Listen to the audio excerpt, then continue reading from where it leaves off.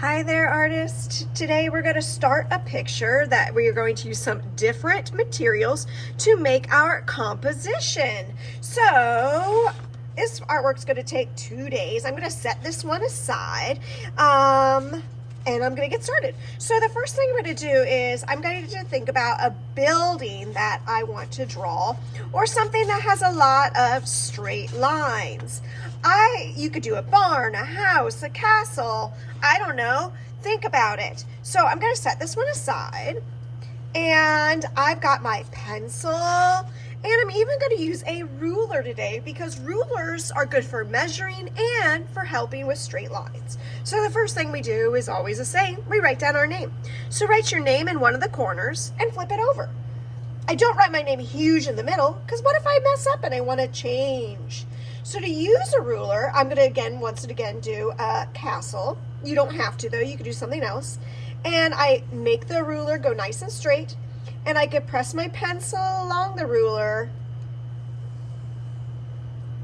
and it makes a really nice straight line. Versus if I try to do it by myself, it doesn't always turn out super straight.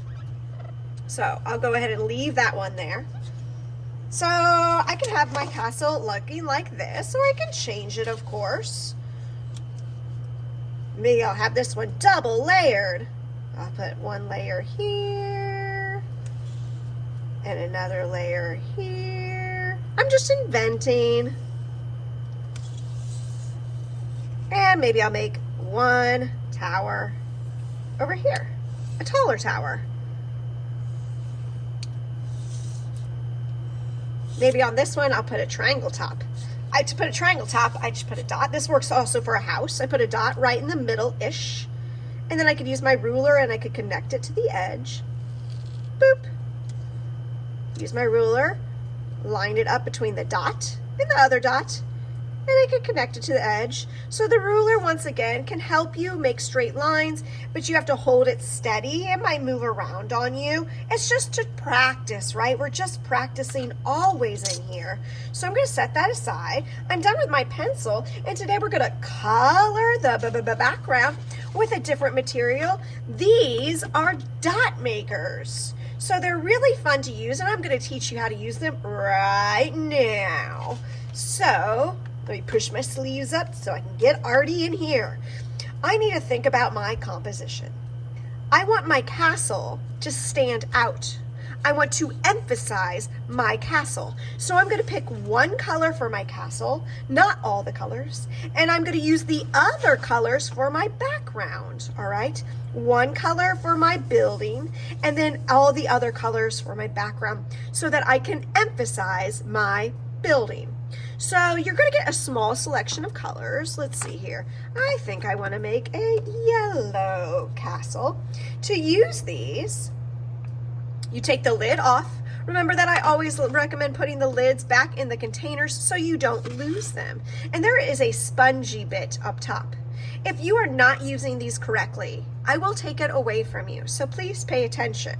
You need to flip it over, and you can do this a couple ways. I just pressed gently, not hard. This is full of paint. If you press gently, you will get paint coming through the sponge, and you can make lots of polka dots. Another technique you could use is, and I'm going to use it for the castle, is I'm going to just color it in by tracing the edges like I always do. And this time I'm not just lifting up. If you don't have any ink coming out, you gently squeeze the edges just a titch. If you make puddles or too much liquid comes out, oh no, our materials will run out and it's just wasteful. We have to treat the art room with respect. We have to use the art materials like they're supposed to be. I'm tracing all the edges. And again, you might not have all the colors that you were really hoping for, but I hope you're happy with the colors that are at your table. And I am coloring in not the background, excuse me, the castle. I guess I could still turn this into a house. All right. So again, if it's not going very well, you just gently squeeze the sides. And if it looks liquidy, that means you're squeezing too hard. judge for yourself, and stop. All right, I'm ready to change for another color, and maybe somebody at my table is waiting for this color. So please be kind to your table. I put the lid back on, and I can think about what kind of sky I want. I could do traditional sky, or I could do something to make it funky. Maybe I want to make stripes. Uh-oh, this one's been abused. Do you see the sponge is all kind of ruined? Yikes, I hope we don't do that. Oh, I forgot, I want to do dots on this one. Well, I'll do that one a stripe, because I want to make it different and do lots of different things. So I've got my purple, and again, I can make dots.